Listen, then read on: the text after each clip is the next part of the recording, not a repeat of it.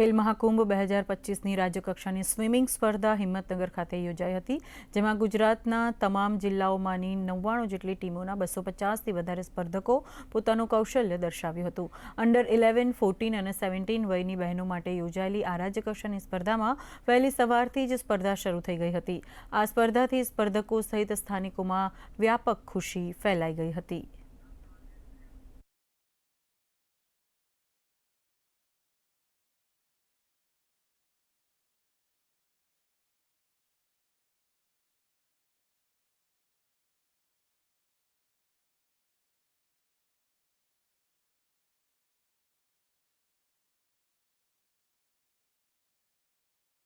બહુ બધા જિલ્લાઓમાંથી લોકો આવ્યા છે એમની ઇવેન્ટ્સમાં ભાગ લેવા, અને મોટા થઈને મારે દેશ માટે મેડલ લાવવો જ મારો ડ્રીમ છે અને ગોલ છે, અને એના માટે જ હું પ્રયાસ કરીશ.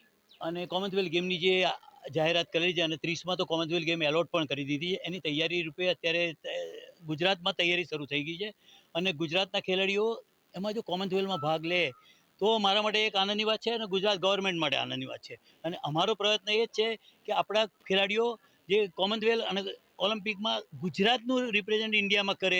સાબરકાંઠા જિલ્લાના હિંમતનગર સાબર સ્ટેડિયમ ખાતે હાલમાં 11, 14 તેમજ 17 વર્ષની વયની ખેલ મહાકુંભ યોજાઈ રહ્યો છે.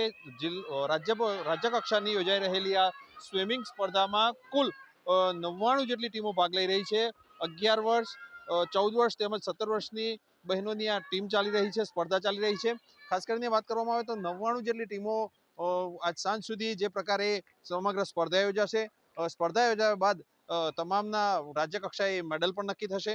જોકે હિંમતનગરના આંગણે યોજાઈ રહેલી આ સ્પર્ધાના કારણે સ્થાનિકો તેમજ આસપાસના લોકો માટે પણ આ સ્થળ અને સાથે સાથે તરણ સ્પર્ધા મહત્વની બની રહી છે. આગામી સમયમાં એક તરફ ખેલ મહાકુંભ યોજાવા જઈ રહ્યું છે, સાથોસાથ ઓલિમ્પિકની પણ તૈયારીઓ છે, ત્યારે રાજ્ય કક્ષાએ યોજાયેલી આ સ્પર્ધા આવનારા સમયમાં ખૂબ મોટું નામ કમાય તો નવાઈ નહીં. Hasmukh Patel, DD news, Sabarkantha.